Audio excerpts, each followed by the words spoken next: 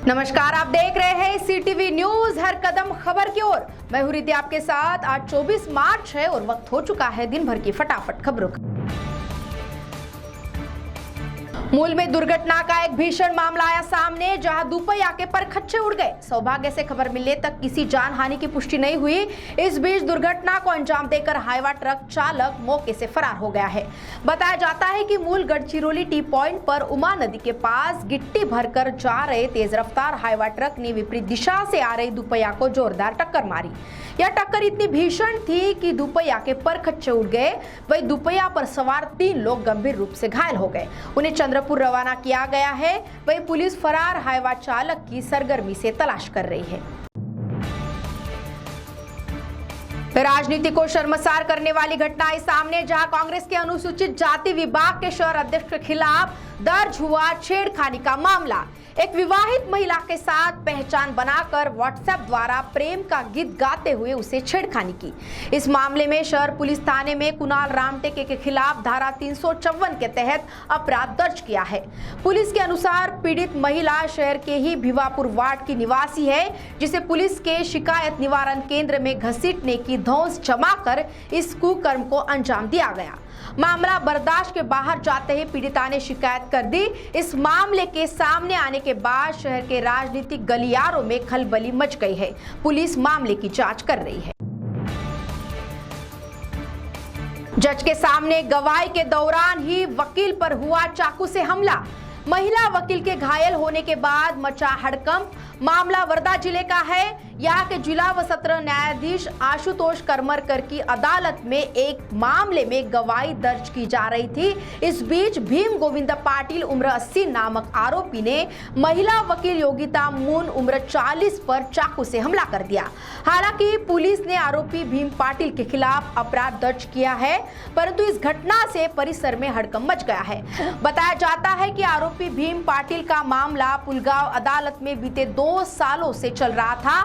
मेरे खिलाफ केस की पैरवी क्यों कर रही हो, ऐसा कहते हुए उसने मून पर चाकू से हमला बोल दिया।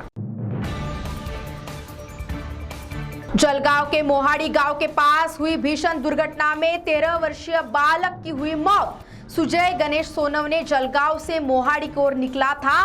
गांव के पास एक ढलान पर तेज रफ्तार ट्रक ने उसकी स्कूटर को जोरदार टक्कर मारी।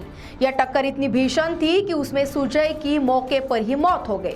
जानकारी मिलते ही नागरिक मौके पर पहुंचे। सुजय की लाश अस्पताल पहुंचाई गई। इस बीच विविध दलों के नेताओं ने अस्पताल पहुंचकर घटना का जायजा लेते हुए परिजनों को सांत्वना दी। इस घटना से परिसर में शोक की लहर फैल गई है।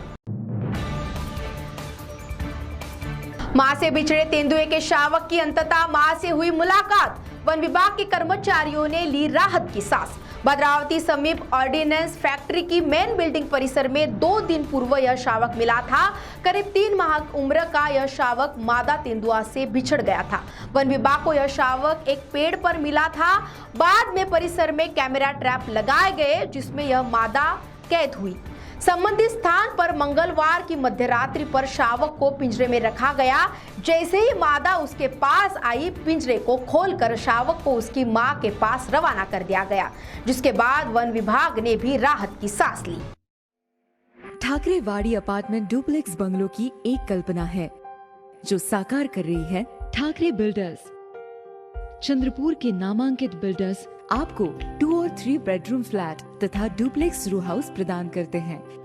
ठाकरेवाड़ी में ये A विंग है, ये B विंग है, ये C, D और E विंग है, ये क्लब हाउस है और ये 3 BHK डुप्लेक्स हाउसेस है।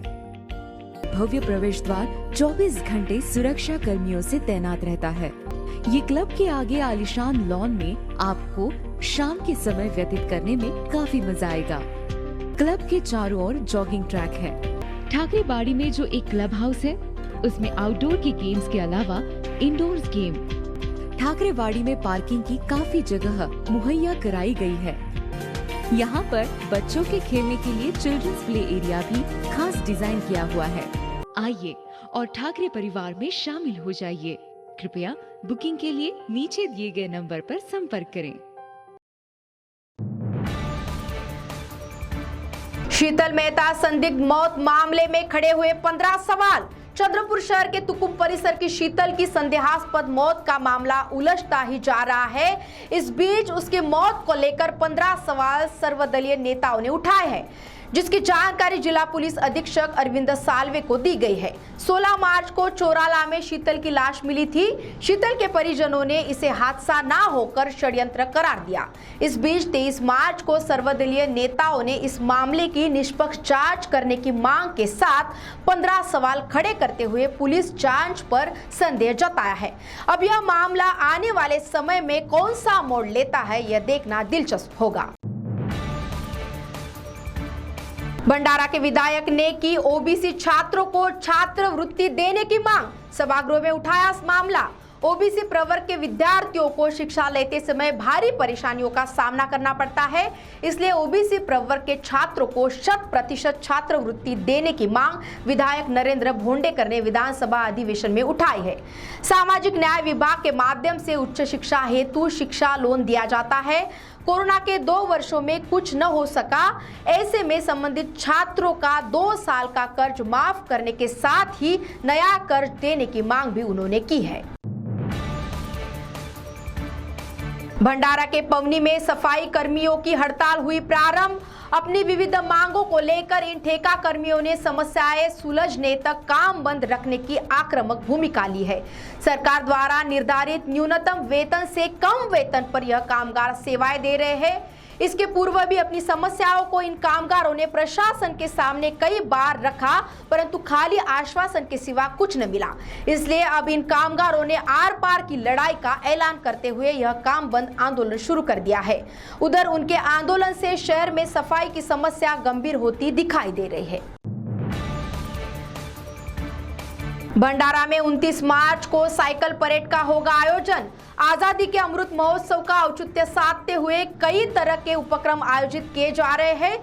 इस कड़ी में भंडारा के जिलाधिकारी संदीप कदम की अगुवाई में माझी वसुंधरा अभियान के माध्यम से पालिका प्रशासन के साथ मिलकर इस साइकिल परेड का आयोजन किया गया है। इस परेड के लिए कल से 1500 नागरिकों ने अपने नाम दर्ज किए हैं। इस परेड के लिए आयु सीमा नहीं है। गूगल फॉर्म तथा QR कोड के माध्यम से इसका पंजीयन शुरू है। अधिक नागरिकों से इसमें शिरकत करने की अपील की गई है। तो ये थी आपकी पसंदीदा खबरें फटाफट, और ऐसे ही खबरों से अपडेट रहने के लिए देखते रहिए CTV न्यूज़, हर कदम खबर की ओर। नमस्कार।